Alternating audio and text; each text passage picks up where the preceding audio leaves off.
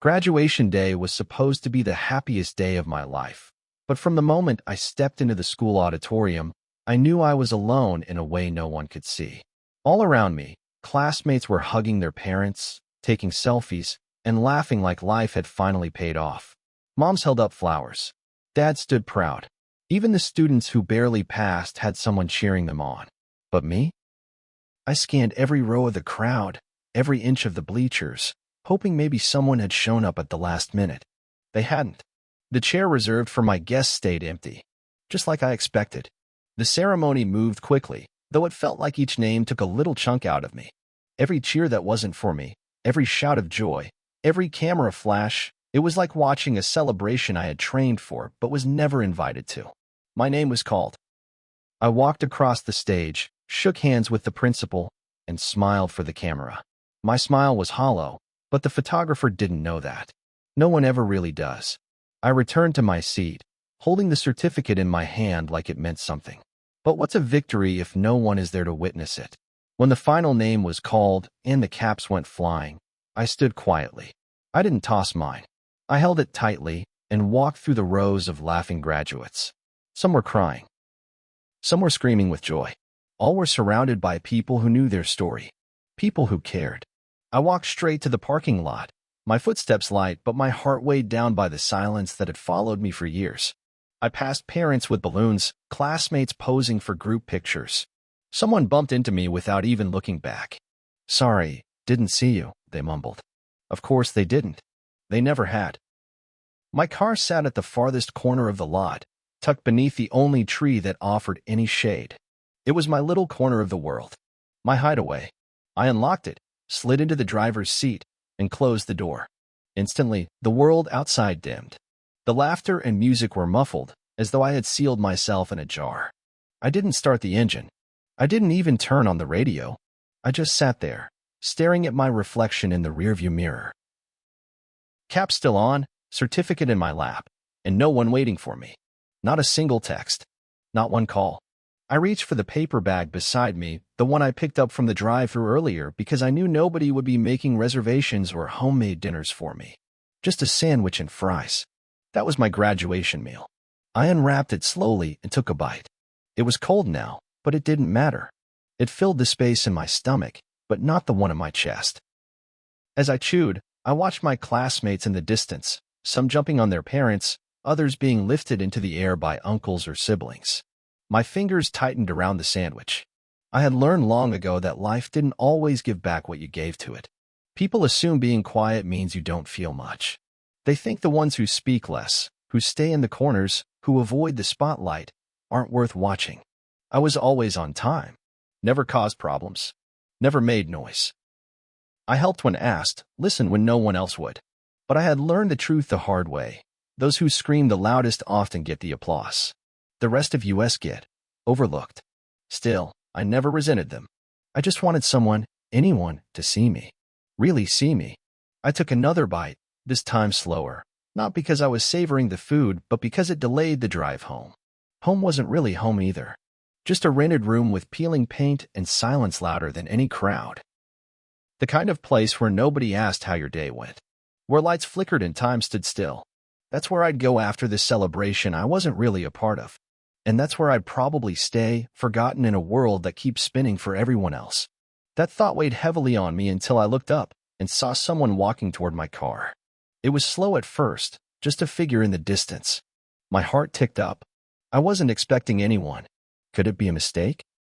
A classmate coming to ask for directions? I leaned forward slightly, trying to make out the face. As the figure got closer, the weight in my chest shifted from curiosity to disbelief. It was him, Principal Davis. I blinked, unsure if I was hallucinating.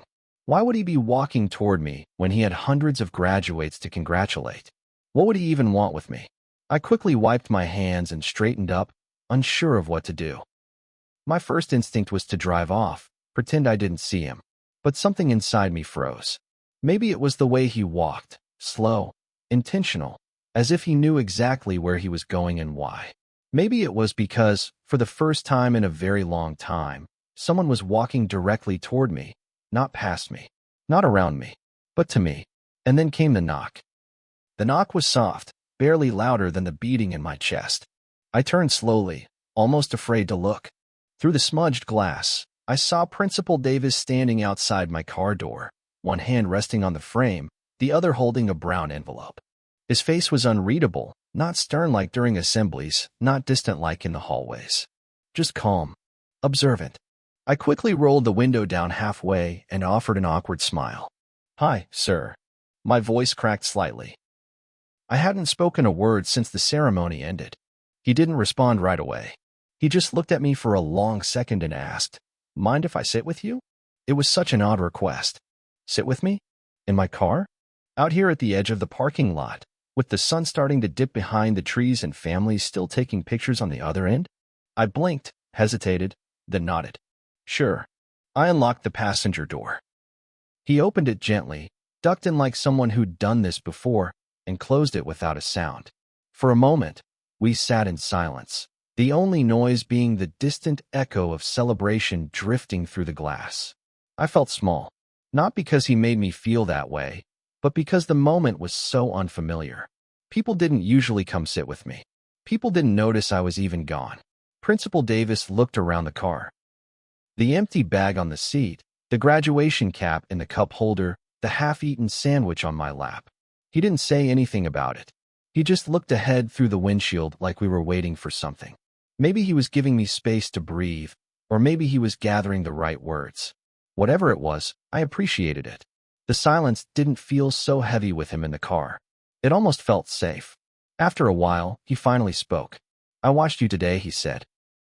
"I watched how you walked across that stage like you were doing it for yourself, not for anyone else."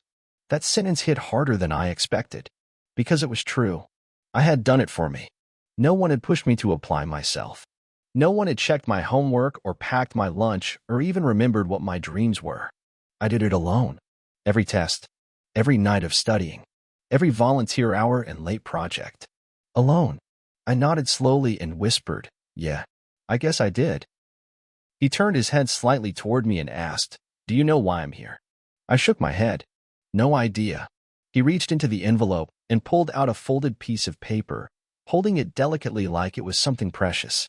"Because I've been watching you for longer than you think," he said. "And you're the reason I started something new this year."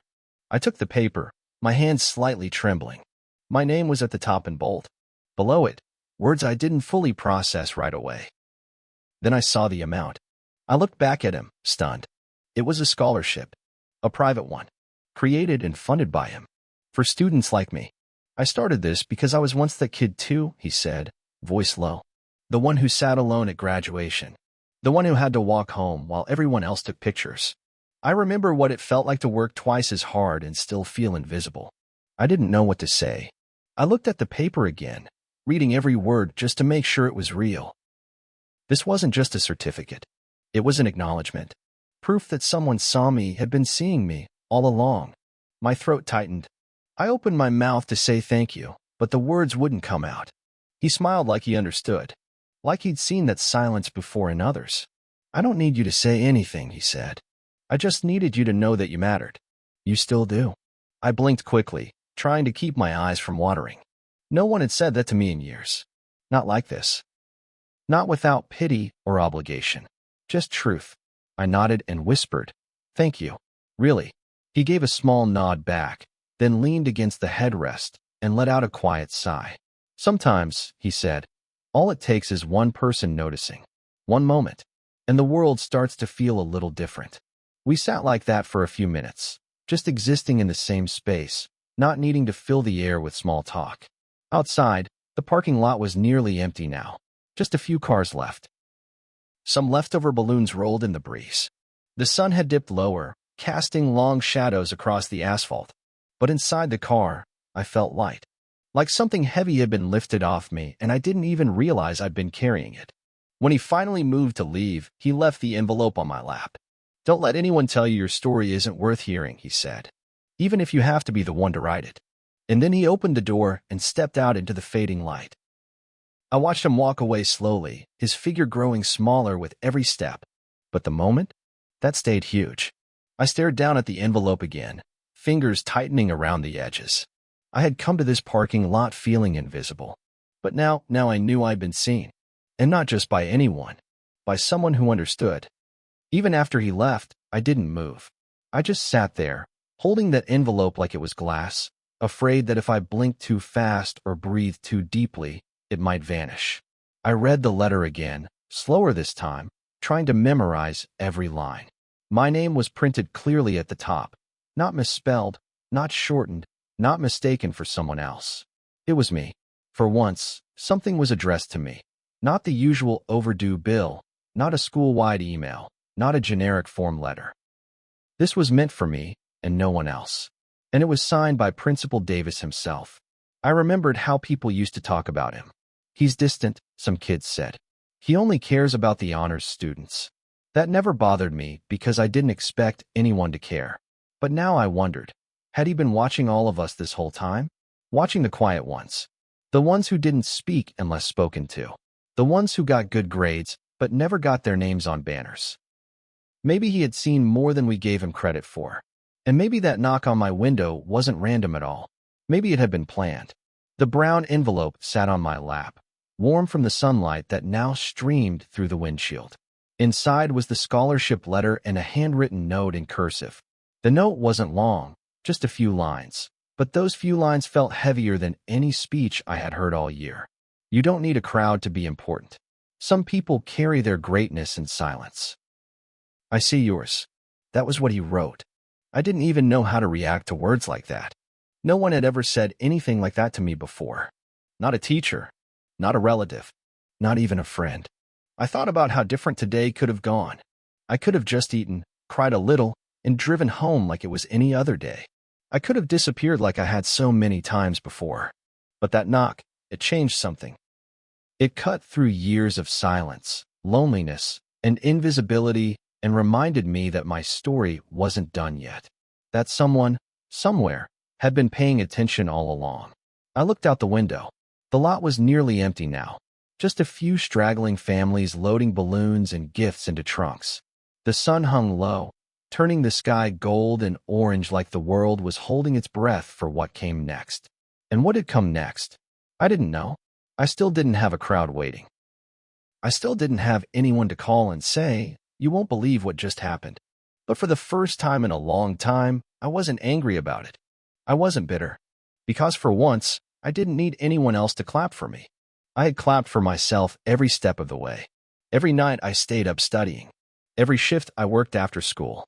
Every time I walked into class and chose to keep going, even when no one cared if I showed up. I was still here. I started the car, but I didn't drive off. I let the engine hum while I looked at myself in the mirror. Same face, same eyes, but something in them was different. There was a fire there now, a little flicker of belief that hadn't been there before. Maybe that was what Principal Davis saw. Not just what I had done, but what I could still become. I took one last look at the envelope, then tucked it safely into my backpack. It didn't solve everything. It didn't erase the years of being overlooked, but it was a spark.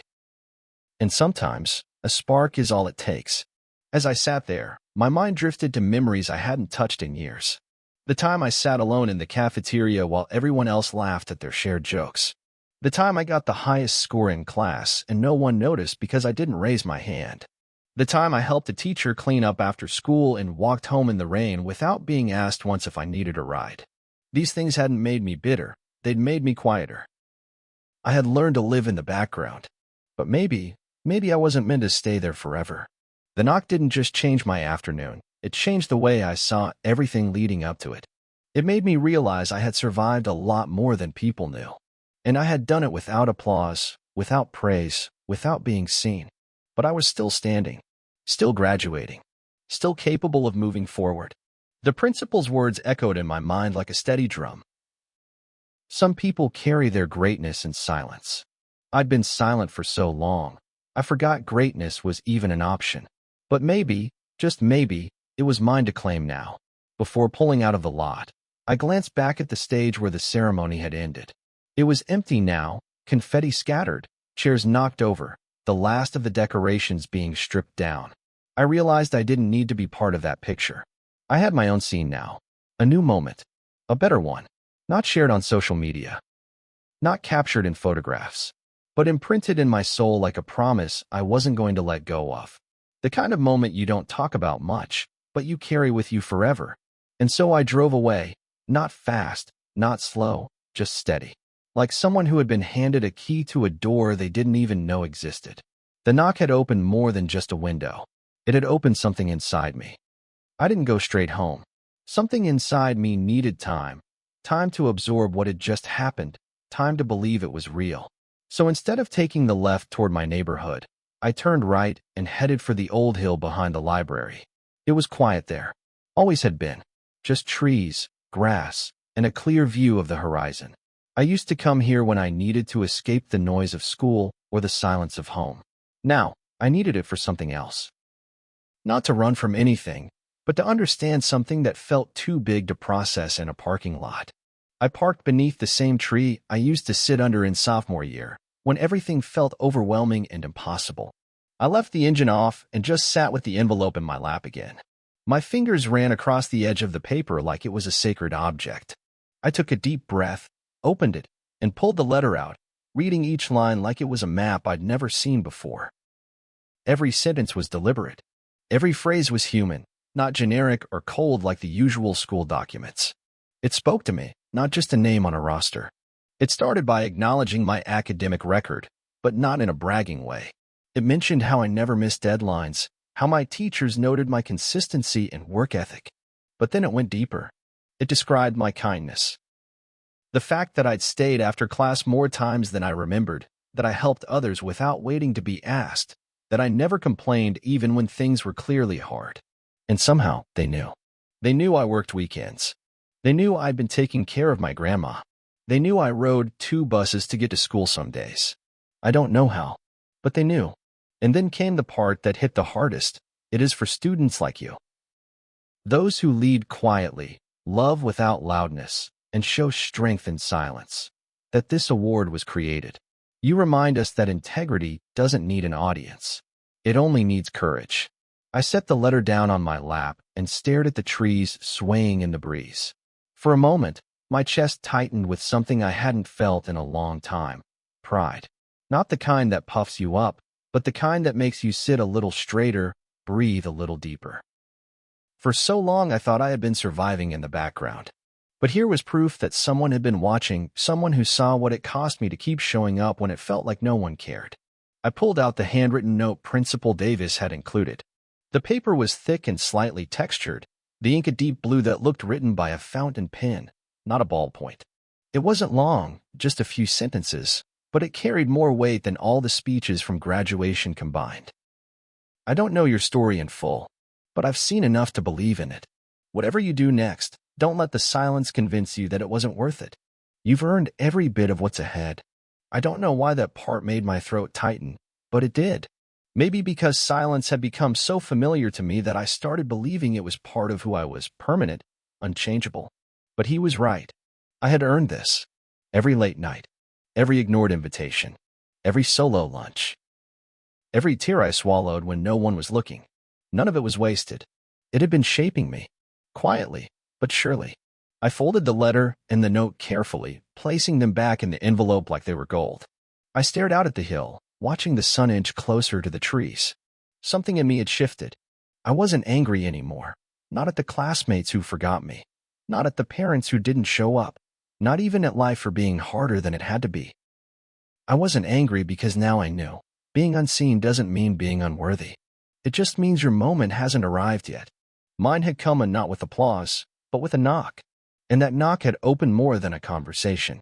It opened a future I didn't think belonged to me. The scholarship wasn't just money. It was a signal. A message that someone believed I could go further than I ever allowed myself to dream. And if one person could believe that, maybe I could too. Maybe I didn't have to shrink anymore. Maybe I didn't have to keep making myself smaller just to fit into people's forgetfulness. I sat there until the sky turned pink and the shadows stretched long. And when I finally turned the key in the ignition and began the drive home, I wasn't the same person who had parked there an hour ago. That version of me, the one who thought today would be just another lonely finish line, was already gone. In his place was someone new, someone with proof. Proof that I mattered, that I had been seen, and that somewhere down the road, This quiet life of mine could echo louder than I ever expected. I didn't tell anyone about the letter that night. Not because I wanted to keep it a secret, but because I had no one to tell. Grandma was asleep by the time I got in. The little apartment we shared was silent, the kind of silence I'd grown used to, where nothing dramatic ever happened, but nothing joyful did either. I changed out of my gown, hung it on the back of the door, and stared at it for a while. I thought it would feel like a costume from a play I didn't belong in. But tonight, it looked like something earned. I lay in bed with the envelope tucked beneath my pillow, the way kids used to hide things they didn't want stolen, except this wasn't about theft. It was about protection. It felt like my one tangible piece of truth, proof that everything I'd endured wasn't just in my head, that I hadn't imagined how hard it all was, that the version of me who held back tears at school and still showed up on time meant something to someone. I stared at the ceiling and remembered Principal Davis's voice. "I've been watching you longer than you think." The next morning, I got up early. I didn't have a reason, just a sense that I couldn't go back to life as it was. Something had shifted. I found myself walking the same route I used to take to school, even though graduation had already passed.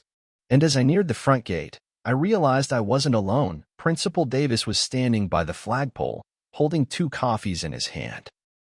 As if he knew I'd be there. As if this chapter wasn't finished yet. "You're early," he said with a quiet smile, handing me one of the cups. I nodded. Couldn't sleep much. We sat down on the steps near the entrance, just like students used to do during breaks. For a few minutes, we didn't speak.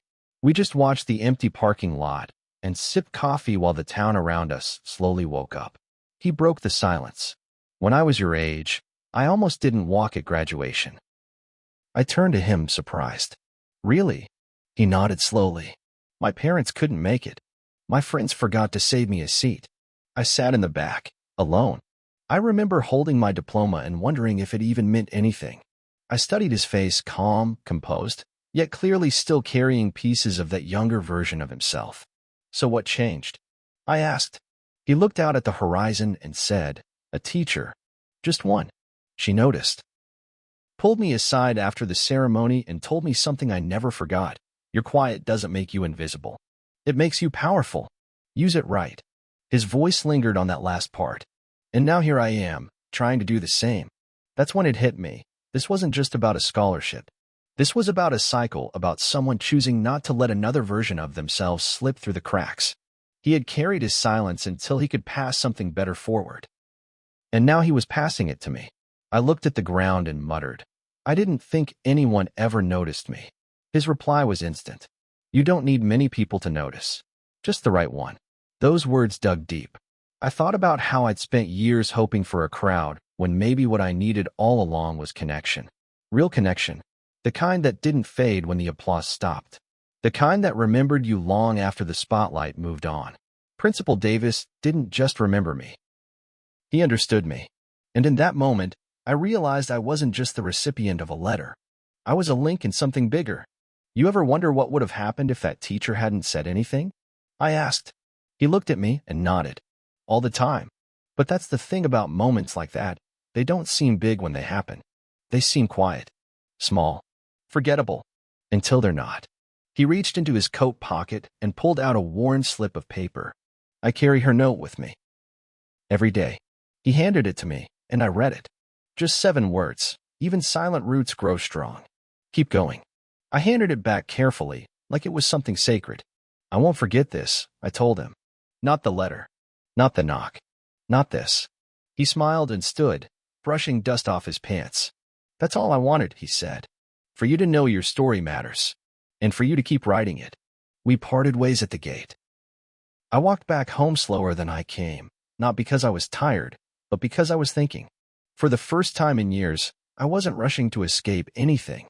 I was carrying something now, something invisible but powerful. A truth passed from one silent student to another, across decades, through nothing but kindness and timing. And I knew I'd carry it forward too. Someday. I don't know when exactly it hit me, maybe halfway through the walk home or maybe later that night when I unfolded the letter one more time, but the truth finally settled in. I wasn't forgotten. I was seen. Not the way crowds see someone when they stand on a stage or go viral on the internet. This was quieter, deeper. It wasn't attention, it was recognition. The kind that doesn't fade after applause, the kind that says, "I saw you when no one else did, and I remembered." That's what Principal Davis gave me, and it changed everything. The next few days passed quietly, but the silence no longer felt like a void. It felt like space for new thoughts, new hopes, and maybe new beginnings. I started thinking differently about myself, not as the student who got left behind in the photos or who sat alone during lunch, but as someone who kept going anyway, who survived, who stayed kind even when kindness was never returned. That kind of strength didn't need to be broadcasted. It just needed to be acknowledged. And it had been. For the first time in my life, someone had called it out and handed it back to me like a gift. With the scholarship money, I could now afford college. Not just dream about it or talk around it, but really go. The weight I'd carried for years, the silent dread of not being able to afford the future, was lifting. I started making plans, looking at deadlines, building a new routine. But more than that, I started believing, not just in the possibility of what I could do, but in the fact that I deserved to try. That I wasn't just lucky, I was worthy. That belief was foreign at first, like wearing a coat too nice to belong to you. But slowly, I started to fit inside it. I remember sitting at the library one afternoon, filling out enrollment forms, when a teacher walked by and smiled. "Congratulations," she said warmly. "You earned it." I thanked her, but what struck me wasn't her words, it was the fact that she knew. Word had gotten out. The principal must have shared what he had done, and suddenly, I wasn't invisible anymore. Not famous, not spotlighted, but seen. Teachers stopped me in the hallway. Students I barely spoke to nodded at me like I had done something extraordinary. I hadn't changed. But maybe they had. Or maybe they were finally seeing what had been there all along. A few weeks later, Principal Davis retired. Quietly, of course, true to form. No grand speeches, no farewell party. Just a letter sent out to students and parents, thanking everyone for the journey and encouraging them to notice the quiet ones. I kept that letter. I still have it, folded neatly inside the envelope he gave me on graduation day. Sometimes I imagine him at home, sipping coffee and reading books, smiling as he thinks about all the students he helped but never told anyone about. I hope he knows what he did for me. I hope he knows that his knock changed my life. Because here's the thing, most people wait for big moments, big breaks, loud celebrations. But the most powerful moments are often the quietest. A knock on a window, a folded letter, a cup of coffee shared in silence. That's how my life changed. Not through fanfare, but through intention. Through someone choosing to see me when they didn't have to. That's what I carry with me now.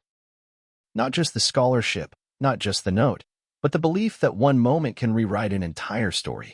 And if it could happen to me, then maybe, just maybe, I could do the same for someone else someday. I started journaling more, writing down things I noticed about others who always offered their seat in class, who stayed late to clean up, who never raised their voice but always listened when others talked. I saw pieces of myself in them, and I promised that if I ever had the chance, whether as a teacher, a leader, or even just a stranger, I would be the one who knocked.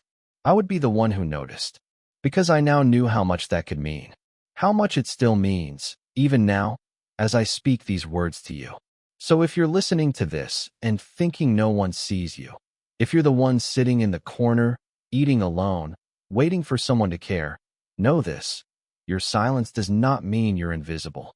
Your quiet does not cancel your strength. Someone sees you. Maybe they haven't knocked yet. Maybe they don't know how. But your story matters. You matter. And even if no one claps right now, your moment is still coming. Mine came when I least expected it. On the day I thought I'd be forgotten. When I was sitting alone in my car with a cold sandwich and no one waiting for me, until the principal knocked. And I've never been the same since. If this story touched you, take a moment to share it with someone who might be sitting alone in their own version of that parking lot. You never know who needs to be reminded that they matter. And if you've ever felt invisible, let this be your sign you are seen, and your story is not over. Subscribe for more powerful true-to-life stories, and join us next time as we uncover the moments that change everything.